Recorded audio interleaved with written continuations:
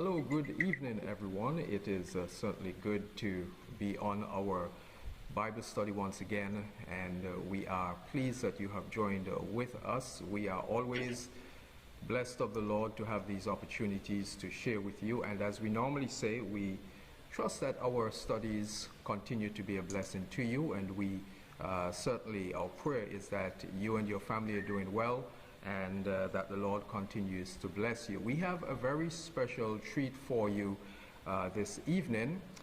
We have on with us a guest. This is a friend of mine for many years now. His name is Danny Waite, and he is one that grew up here in Antigua. And I could remember, and I will give him the opportunity to go ahead and respond to this in just a short while. But growing up here in Antigua, and I remember the many fishing trips we went on with the other guys, and we just had such a wonderful time. And you know, I don't think any of us will ever forget those days. But anyway, we'll get into a bit of that shortly here. But let me just go ahead and say, as Brother Danny's on with us, that Brother Danny has, over the past 25 years, worked as a high school teacher, pastor, school principal, and now works as a university professor and administrator in the New York City area. His current calling is to the world of academics, with interest at the intersection of history, theology, sociology, and education. While he was privileged to study at Harvard University and the University of California, Los Angeles, as well as universities in South Korea and China, he still considers the neighbors he grew up with in the West Indies his most precious or important mentors. He believes in the power of thinking little, and that part of following Jesus is being deeply engaged in the neighborhoods and places where you have been planted. He's married to Peachy and has 3 children. I think I'll get the name Mateo right, because I remember you had him here with you in Antigua, and then Serena and Talia, I believe. I hope I got that right. Okay, and they are, of course, his most important calling in life. And so I want to say a very special welcome to Brother Danny. Good to have you on with us, brother. Thank you, and it's wonderful to be with everyone at Gospel Light, and I have certainly many happy memories of not just fishing, Pastor David, but you know the conversations that really shaped me growing up in Antigua are very important, and I'm never would miss a chance to be in conversation with you, whether it's on a Wednesday night or whatever that might be. So again, greetings from the New York area. It's about 30 degrees outside right now, which is why I have a jacket on. So I miss Antigua in more ways than one. Yes, I certainly could, certainly identify with that in the sense of you missing Antigua, because my son is actually in Canada, and you know what the weather is like there. So him being there, and always we talk about the weather, you know, the differences in weather. So it's comparing to you, it's nice and warm here in Antigua.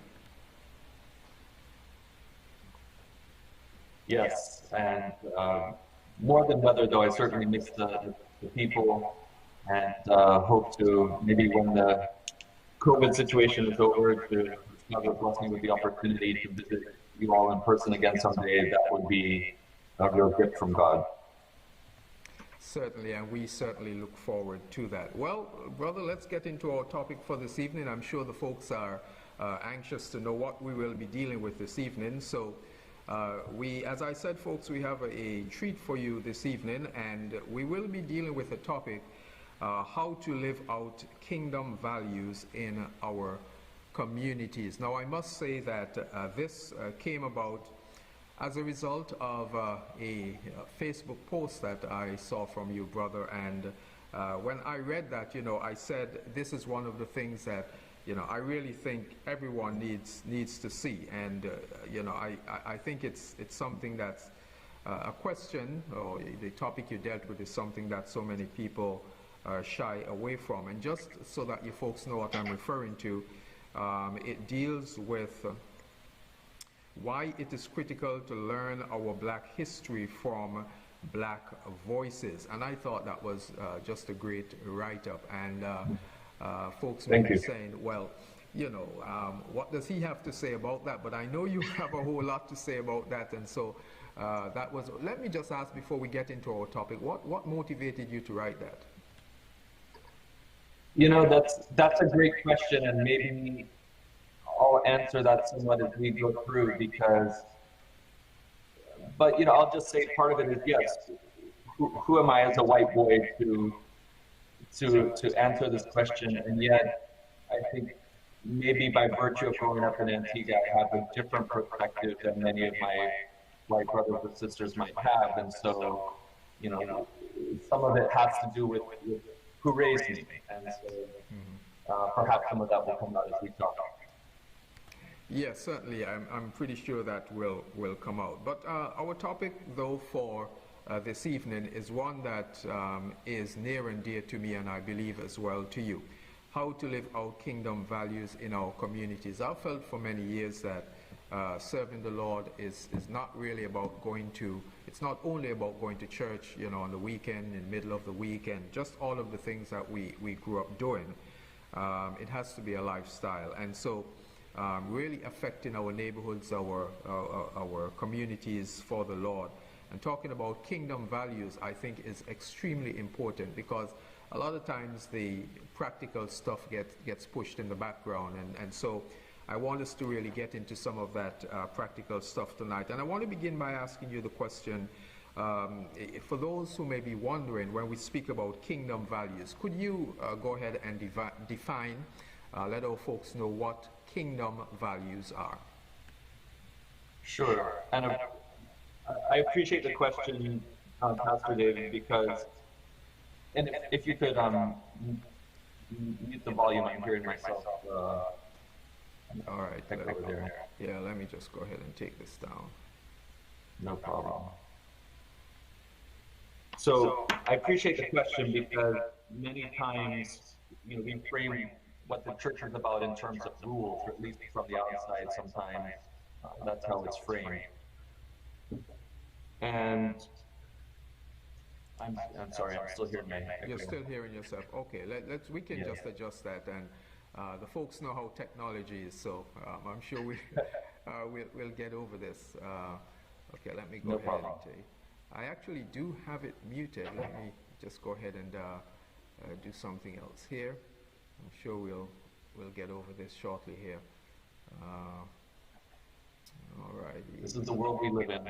It is the world we live in, yes. And a lot of folks keep talking about the technology. It's good, but at the same time, sometimes it's bad at the same time. So I don't know. Let's see if this. Yeah. Okay, now that's good now. Okay. So, I think what are kingdom values? They're rooted in this fundamental truth of Christianity, that is, all humans, all people are created in the image of God. And this is we just skip over this sometimes in Christianity, but it is such a profound truth that every person, the person on the bus next to you, the person in the shop, in line at the bank, every single one of those people is created in the image of God. And I think, there's, of course, many different kingdom values, but they all come down to that core truth that we are created in the image of God. And of course, we see this most exemplified through Jesus as Word made flesh. And so you see this in the way Jesus lives, and that, it's quite amazing how everyone was drawn to Jesus because he so lived out that truth of treating everyone with value, whether it was, the tax collector, the prostitute, the outcast, the misfits of society. Yeah, I guess I shouldn't say everyone was drawn to Jesus, because that wasn't true.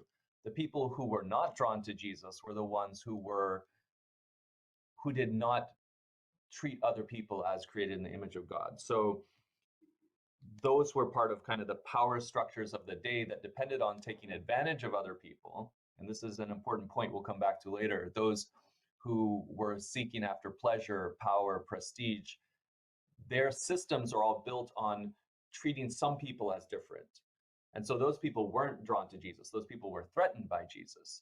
Um, and unfortunately, sometimes you saw in Jesus' day that was even those within the religious systems that were threatened by Jesus, because they too had systems of power and prestige.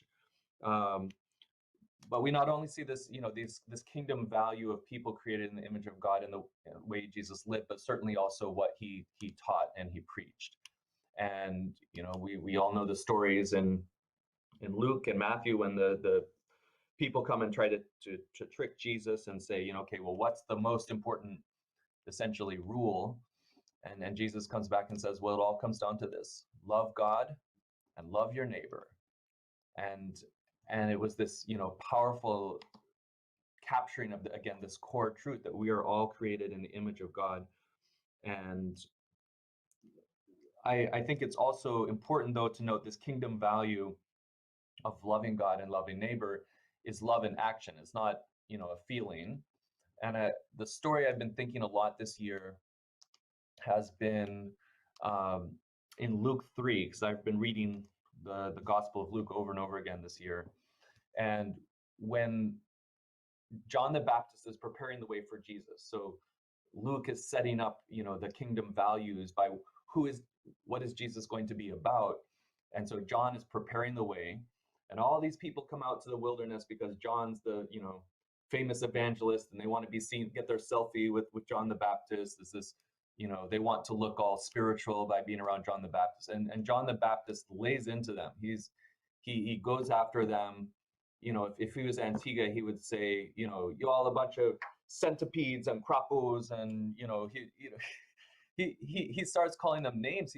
Why is John so upset with these people who are there, his fans? These are his fans, and yet he's so upset with them. And he says it's because, essentially they are not living out the kingdom values. And so he starts to describe what that looks like. And he says, if you have 2 coats, you're supposed to give one to your brother or sister who needs it. So we share. He says, if you're essentially a police officer who's been taking advantage of people, you stop doing that. If you're, and so he kind of goes through these steps of love and action, which is love that comes at a cost. And so he really, what John the Baptist was saying, what is Jesus going to be about? It's about love, but the kind of love that really is committed to caring for your neighbor in a way that has a price tag to it. And I think when I think about kingdom values, that's some of what I think about. And when you look at the early church, this is what they were known for. What did people recognize? Justin Martyr, around 100 years after the time of Jesus, said, when people think of the church, what do they think of? He said, these are men of all tribes sharing everything they had with each other.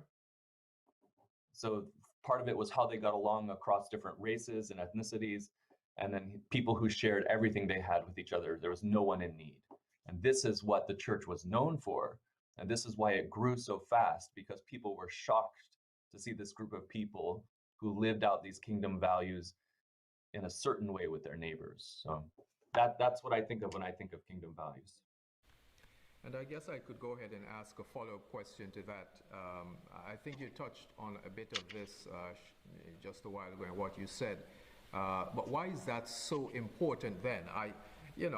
A lot of things we know are important, but why are they so important? Why is it important for us? And I know part of our story of how we feel about this, but maybe folks are wondering, because we have become so churched and so accustomed to growing up, many people in Christian homes and that kind of thing, and in a religious society, especially the one like we're in here. Why is that important? Why can't I just continue doing my just status quo? So just go ahead and from your perspective explain to everyone why that is so important. Well, why does it matter that kingdom values get lived out? I think, a question I wonder sometimes is, did Jesus really intend for us to center our lives around the church? And the answer is, I don't think so. I mean, you look at the way Jesus lived his life, and Brother David is like us out fishing. He was out fishing. He was having meals with people and conversations, and he was walking all over the, much of what we see actually in the New Testament was Jesus somewhere walking, telling a story. Yes, sometimes he was in the synagogue, but very, very little of what we see in the New Testament was actually taking place in what we would call the church or the temple. Um, so, and I've been thinking about this a lot, and maybe those of you at Gospel Light have been too. During this time of COVID, it's been interesting because we haven't been able to go into the church, as in the space of the church, the way we used to. For me, it's been a year since I was actually set foot through the door of what people call the church. But I would say that doesn't mean I'm not going to church.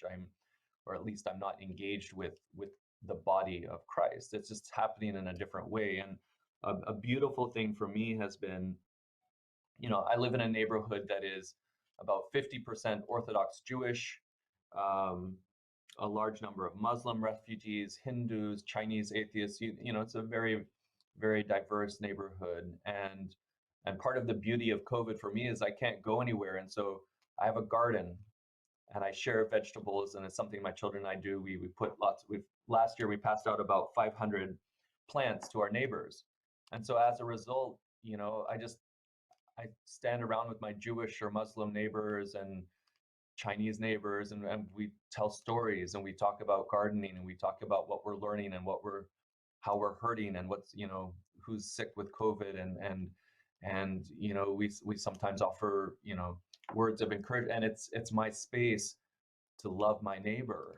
And I think, wow, how much of this would I have missed if I was so focused just on this kind of club that I go to that we call church sometimes, and so, and I know this is the heart behind Gospel Light as well, is to really be that 24/7 engagement with the community, and I think that's what Jesus intended. Well, that's something we certainly talk about a lot, and unfortunately, sometimes when I don't know if anyone will get the idea that, so then what is the importance of the church? And I know we all agree that, it is important, but it is for the perfecting of the saints, so that, and that's for a reason, and that is so that we can live out our kingdom values, because the most of the individuals that we would touch, as you and I know, they don't come to church anyway. So we must be, it's like going to a gas station. You get fuel up, but then the real task is out there, and I think maybe that's what a lot of people miss. And so, a lot of people, they go to the church, they complain what they like, what they dislike about the church, they comment on those things. But yet, there is just so much to do, and I think if we were really perhaps living out our values, kingdom values in our communities, we'd have less time to complain, maybe about what the church is not doing, or because there's so much for each of us to be engaged in. But let's go on just a bit further here. And as we said at the very onset, you grew up here in Antigua. And what I would like to know is how that has shaped you in living out your kingdom values. I noticed that you made comment of that in your Facebook post. And so if you can just share with our members and everyone on tonight how that has shaped you in living out your kingdom values. Sure. Yeah, I'd love to do that. I think, unfortunately, what are the values that shape us? What were the values that shaped the people of Jesus' day? It's very often not the kingdom values. It's in Jesus' day, it was the empire values, the values of the Roman Empire. And today we have our own empires. We have an American empire that controls much of the world and thought and culture and shapes values, or just kind of our wealth system empires. And if I had maybe grown up in the US, I wouldn't have had the same experience, or absolutely would not have had the same experience I did grow up in Antigua. But it wasn't just growing up in Antigua. When we moved to Antigua, I was 4 years old. My parents were very intentional, for certain reasons, that we didn't live in Paradise View or some other areas where a lot of the white people were moving to, but that we lived, they called it the village, which was Gamble's Terrace, Upper Fort Road. And where we lived, I lived next to a drug house, 4 houses down from Skells. Some of you know what I'm talking about. Behind us was a kind of a little community of Rasta families. Other side of us was the Obia woman, crazy donkey cart man, you know, all these people that had, and then us, you know, white family from Babylon. But I think what was critical, you know, and along with that were many people of faith that I got to know as well. And what was valuable is these were people who were not part of the empires of power, prestige, and pleasure. You know, the people my mother used to take me to meet sometimes on a weekly basis were shut-ins who were people of faith, and yet, you know, I think of people like Eileen Williams, who was blind and an amputee.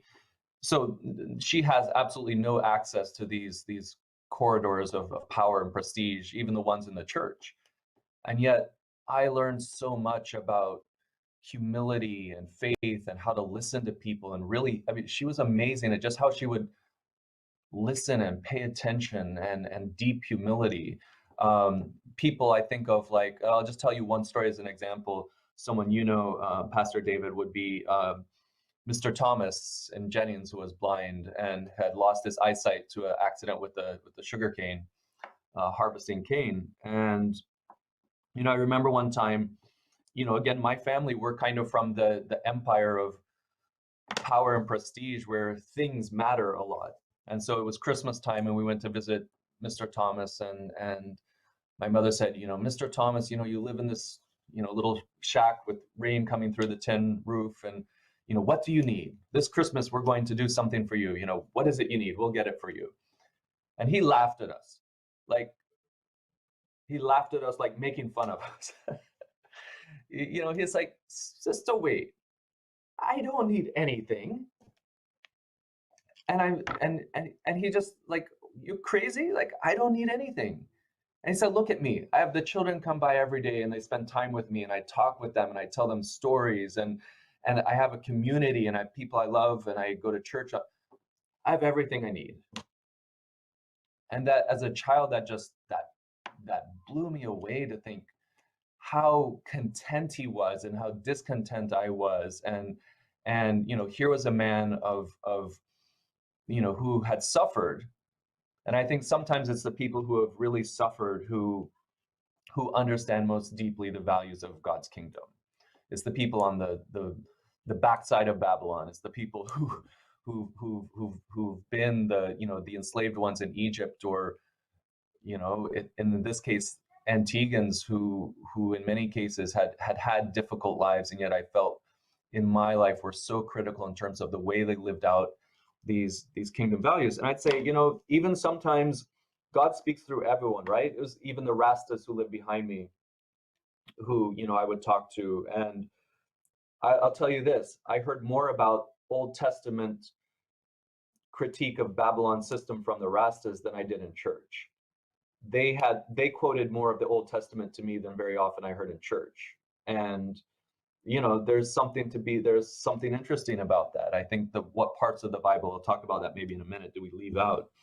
But, you know, I hope that answers your question. But certainly growing up in Antigua and the people I was around did have a profound influence on me. All right, so we're going to, and you know, I think it's interesting, and, you know, I really hope that, you know, everyone viewing with us at this time would, you know, see the value of what we're talking about here. And as I normally do, I encourage folks to go ahead and share on your page so that others can have the benefit of this. I believe everyone needs to hear this, and we're going to go into an area now that I guess maybe some would say this is the area that you should not touch. You know, but I believe you know, these are the things that we ought to be talking about, and we ought not to be shying away from these things. So I'm going to ask you the question. I know you're very straightforward in your answers. So why then, based on everything that you have said, why, in your opinion, do many white American churches shy away from issues pertaining to black history then? And of course, this is in the context of what may shape a black person's kingdom values as opposed to a white person. So then why is this the uncharted waters? You know, why do so many American churches would shy away from issues of black history? And really, I mean, if we are supposed to be living out kingdom values, not just in, you know, just to one group of people, but to anyone that we contact, then why are so many white American churches shying away from this? All right, let's dive in. So, you know, certainly Black history, but I think, Pastor David, there's many things that the white church, and I'll tell you what I mean by the white church in a minute, but certainly many things that I think the church tends to ignore, issues around restitution and justice and many different kingdom values. And I think part of this is because the white church is connected to a white culture that's very entangled with the empires of power and prestige. And I'll give you an example that's a historic example related to Antigua. Last year I went to Washington, D.C., and there's a Museum of the Bible. In the Museum of the Bible, there's a display they had of something called the Slave Bible, and this is very related to Antigua's history. So in Antigua, you had, you know, two different groups of people. You had those who were enslaved, and I don't want to say slaves because I think it's important to say these are people whose condition was one of enslavement, but these are people created in the image of God, the people who were unjustly enslaved, and then the planters and the white society. And there were plenty of churches for the white society. They were very religious, but they were also very afraid that if those who were enslaved were treated as fully human and equal, that their slavery system, which was, I mean, these were people making immense amount of money. I've been to England and Scotland and seen, you know, these massive mansions built on the wealth that was coming from places like Antigua. And I'm sorry because this is a very dark history, but you know, at some point, some missionaries were pushing and saying, you know, okay, well, we need to get the gospel to Antigua's Black enslaved people. And so finally, the compromise that they reached was, okay, you can teach the Bible, because part of it was there started to be slave revolts, and they were worried about getting the Black Antiguans under control. So they said, well, maybe we could use the Bible to keep people under control. And so what they did is they said, well, we're afraid because so many parts of the Bible talk about slavery and injustice and freedom. And so they came up with something called the Slave Bible, which basically took half the Bible and it cut it out. And so you can see this big Bible that says Bible for the West Indies. And it's this Bible where half the Bible is missing. And the interesting thing is, this Bible for the slave population was not actually for Black Antiguans, because most Black Antiguans at that point didn't have access to school. They couldn't read. You know who it was for? It was for the missionaries, to ensure that the missionaries didn't teach certain parts of the Bible. This way, they didn't have to worry about people getting the wrong idea and thinking about themselves as equals, etc. So the interesting thing is, I think once you start teaching a partial Bible, at some point, you don't really need the slave Bible anymore. You've trained yourself. You just know there's certain parts of the Bible you teach, other parts you don't teach. And eventually the slave Bible went away.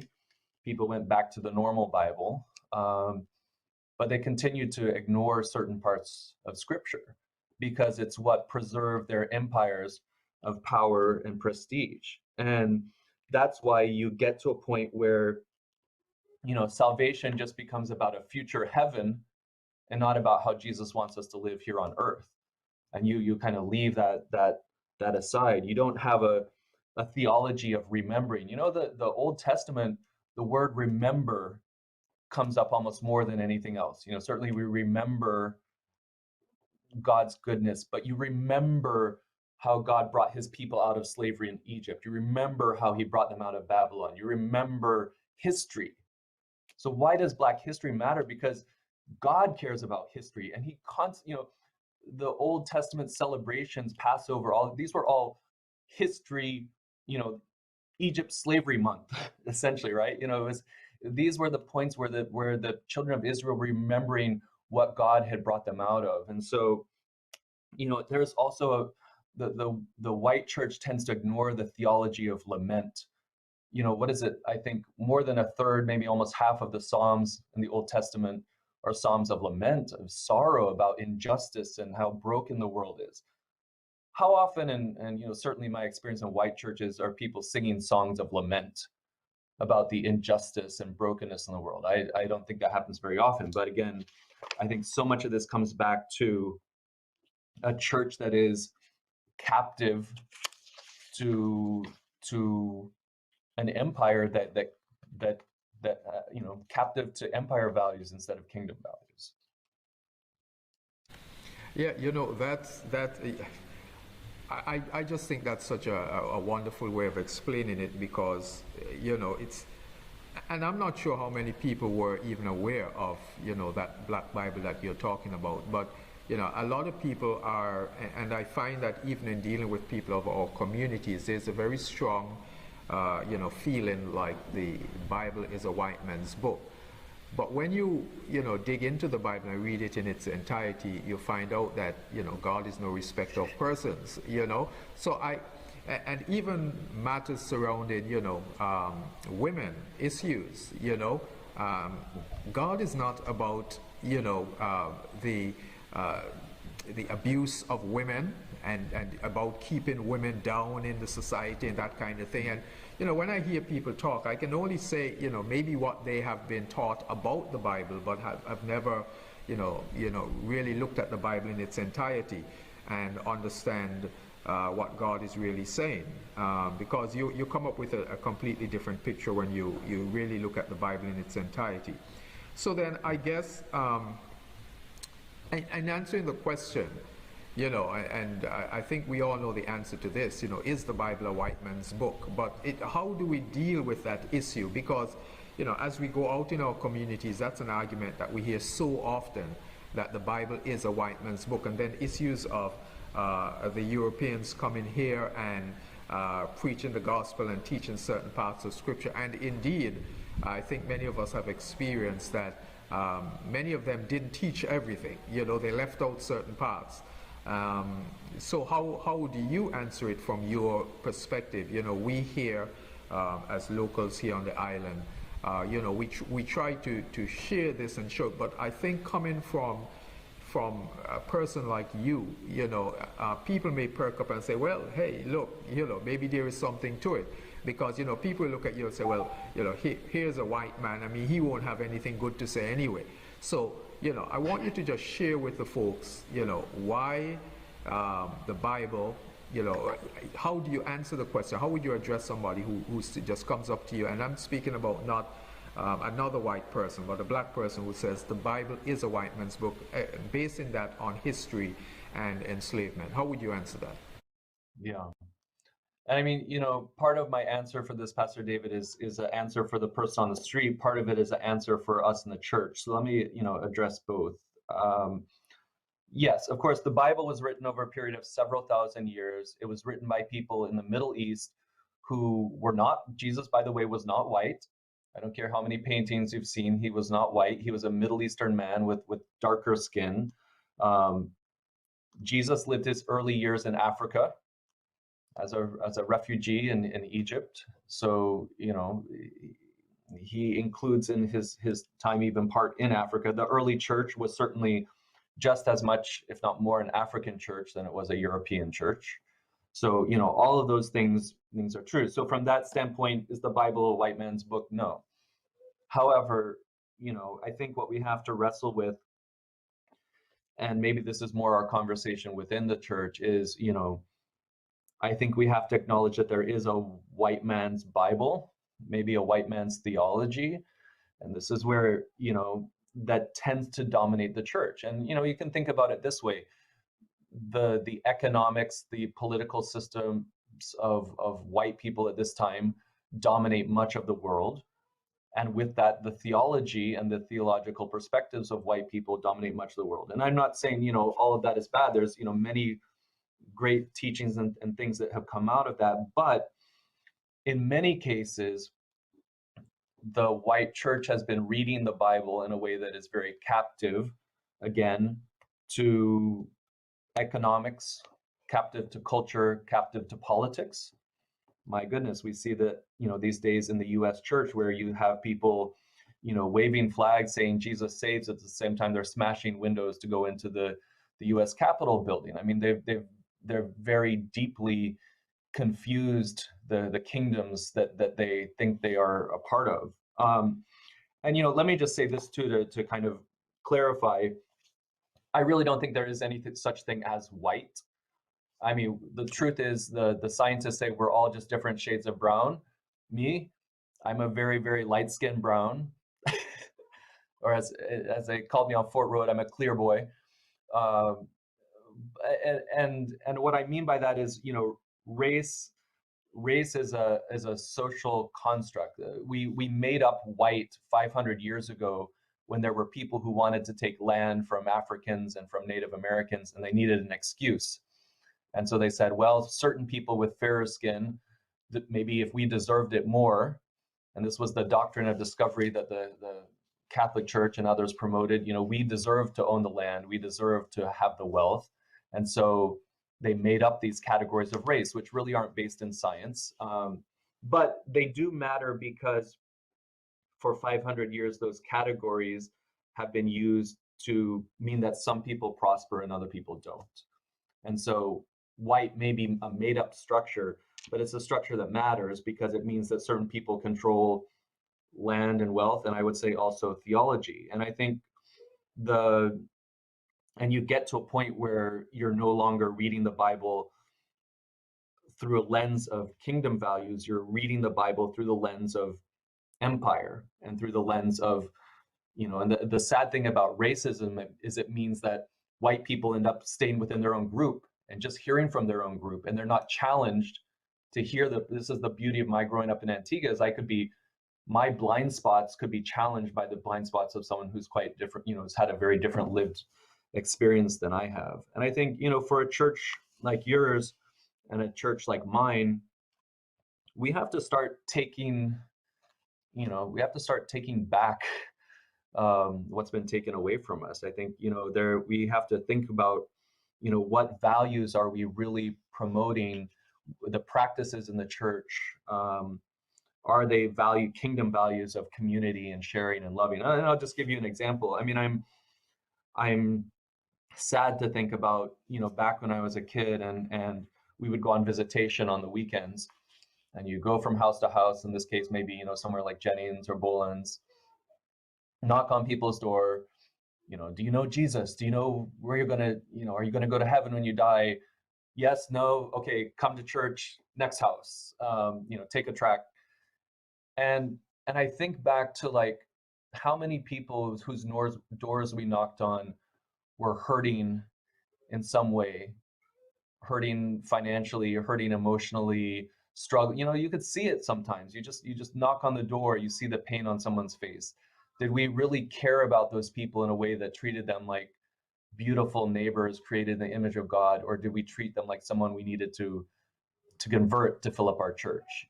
That's not a kingdom value. That's an empire value. That's us in the church just copying the values of empire that's about conquering and building your own, in our case, sometimes a church can be a little empire. Are we more concerned about building that or about really loving people in the way Jesus would love them, whether or not they come to church? And I think, as you pointed out earlier, the church does matter because the church is where the family gathers and we are restored and we worship, but it matters because it's supposed to take us out then into those communities. So I think, to answer your question, is the Bible a white man's book? Yes, no, but sometimes we treat it like it is, and we need to change that. One of the things that I think we're coming, and I would say that the church has failed. We have failed in doing what we're really supposed to do. And one of the things that we have been, blessed to be able to do is, reach out in the community and, just try to see how we could be of some assistance rather than, just going out and saying, if you don't come to Christ. But, the reality is, and we all know this, but the truth is a lot of times we don't live this out in our neighborhoods. We talk about it and we all know it's important, but then to pass a cup of water to somebody or somebody who needs vegetables or whatever? Do we actually do that? And as you said at the beginning, that's really how Jesus lived. And if we are calling ourselves, Christians, followers of Christ, then obviously we should be following that example. But one of the areas of real concerns for me, and I want you to address this if you would, and how do we motivate, though, the next generation to live out their kingdom values? And I'm asking this because many of the younger ones, when we go out there, they're the ones that have been, indoctrinated to think that, you're just bringing to me a white man's gospel.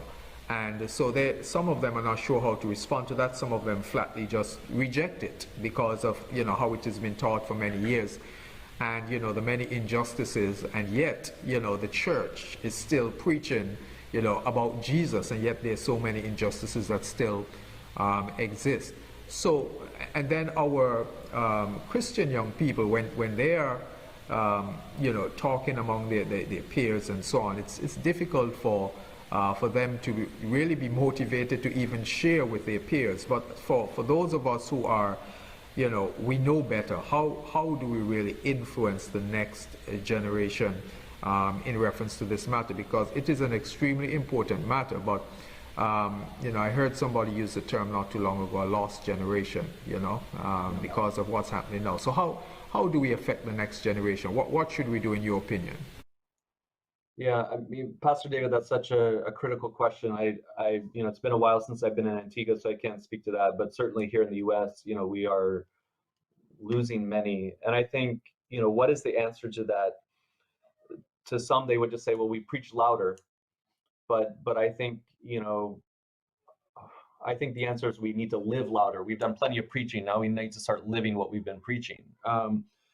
We need to, and I think it's rooted in what we've been talking about. I think we need to actually show young people that we are the church that embraces kingdom values instead of these values of empire and culture. I really think most young people long for the same things we all long for. There was a study at Harvard I saw recently that was looking at where people gather, young people gather, and it wasn't just looking at church, but like fitness clubs or whatever kinds of spaces young people gathered at, and they asked questions, and here's what they found the young people were looking for. They were looking for community, accountability, something bigger, something authentic, social transformation, creativity. All things, I don't think we would argue against any of that, but bottom line, they were looking for a place authentic that cared about people, and they weren't finding that in church. They were finding it other places. And I think, church, the way we've sometimes done church can be, let's just be honest. I struggle with this myself. I struggle with looking sometimes at church and seeing the hypocrisy, and I long for Jesus more these days, but I sometimes feel less connected to church. I'll just be honest, and it depends on, the given day or where I am. But, sometimes I think in the church, we've been feeding people junk food, sweets and fast food, when people really, what they want is vegetables and meats and something really homegrown and cooked with some love and attention. And I guess what that means for me is, I want to be someplace where people are living what they're preaching.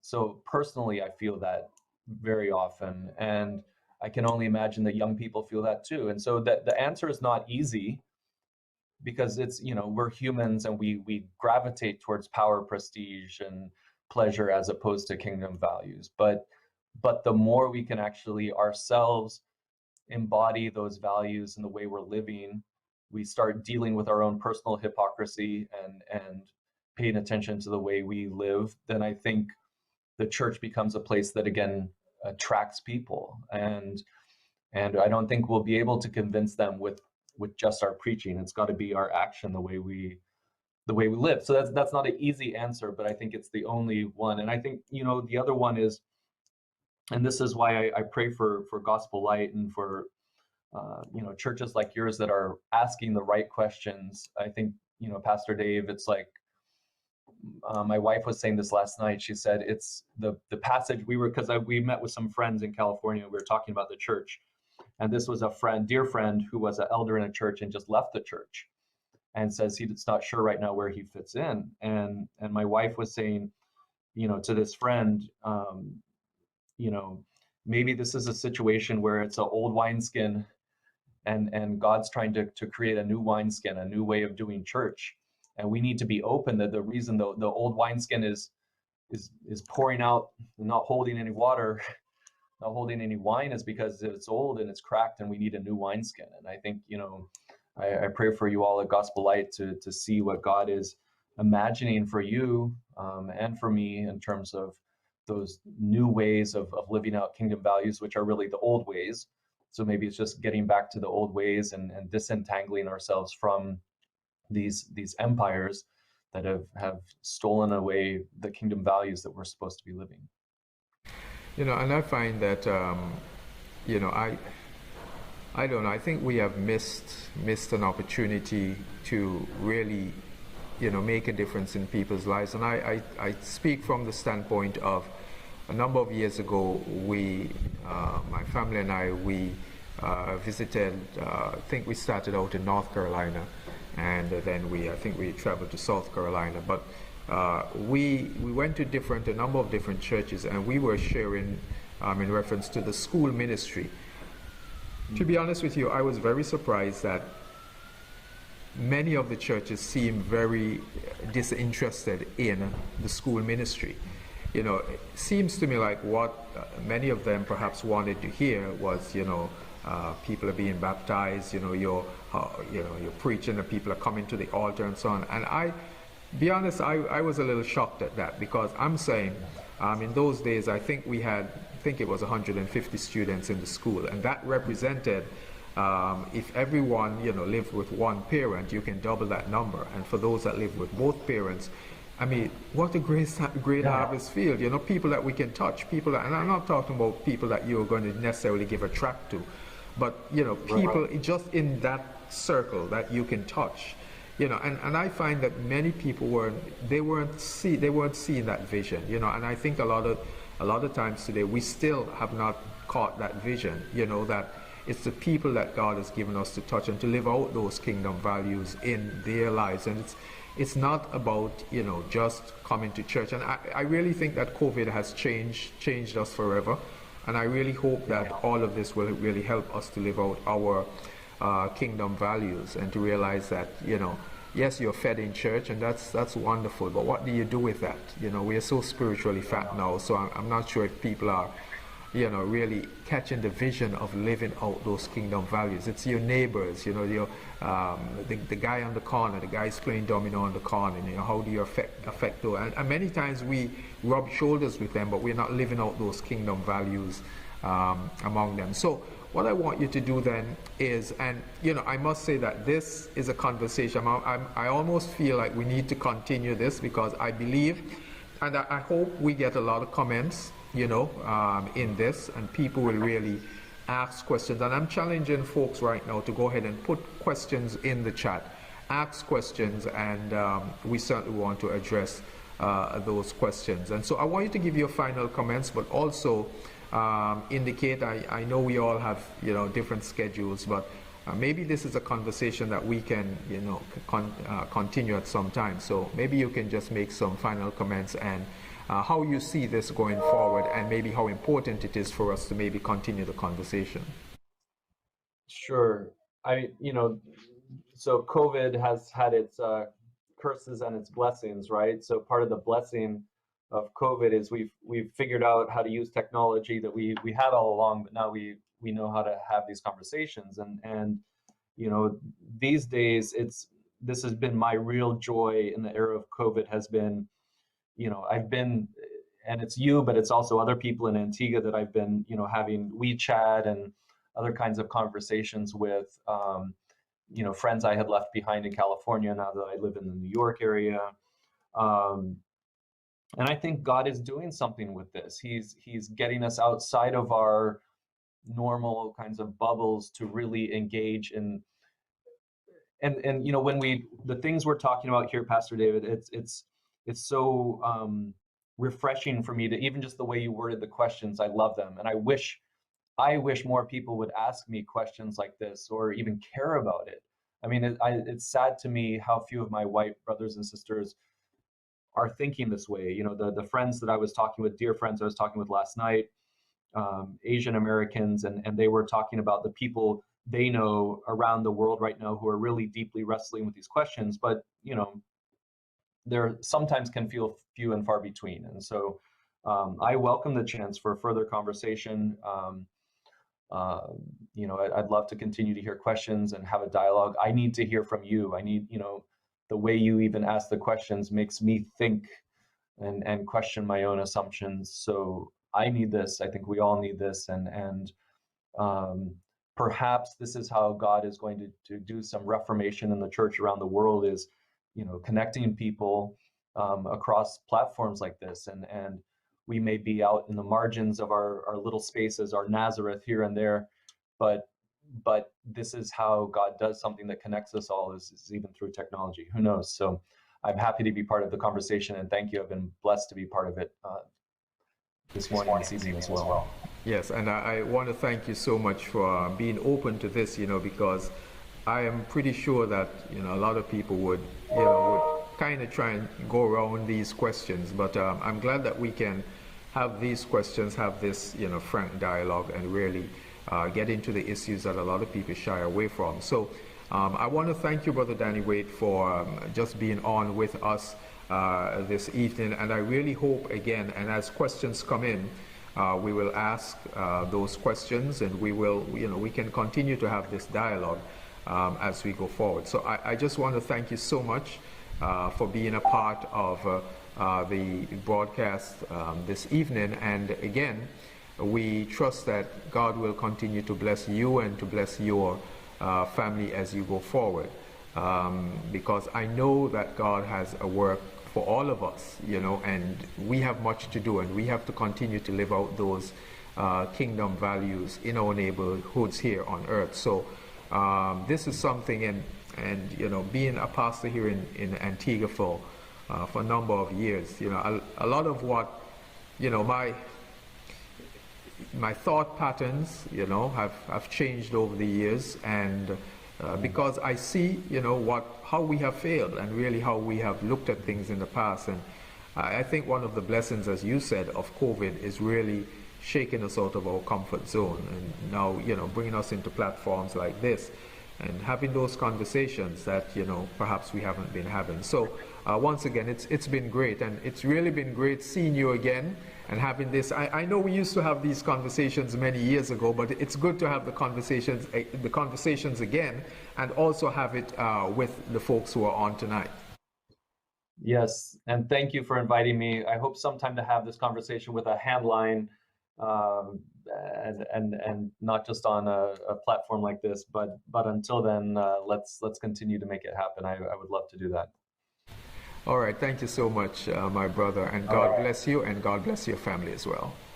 And blessings to all of you at Gospel Light. Thank you. Have a wonderful day. Okay, you too.